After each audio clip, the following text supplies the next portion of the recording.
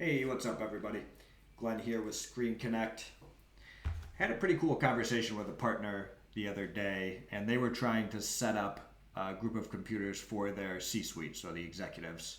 And they had one technician that connected to those computers.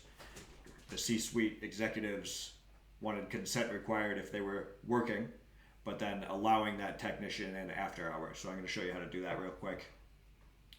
So first you want to select the machines that you want to use. And for this we could just use custom property 3, executive. Then we can come over here, create a new session group. And using the filter expression editor, we can select custom property 3, tab equals tab executive. And we'll want to name that. Save it. So there's that group. Then we will navigate to admin, security,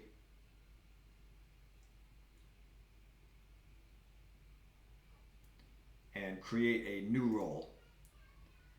We're going to name that executive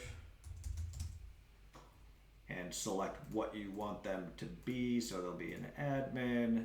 All permissions are inherited from the very top group. So if you have all session groups highlighted, you will want to make sure everything is unselected, because then you'll be coming down here to this specific group and selecting what you want. So for this scenario, we will select all, and then we will want to unselect host session without consent. And we will save that role. Next thing we'll do is we'll come up and assign that role to the user that will be working with those executives, and save. So then you can just quickly see that they have access to that group.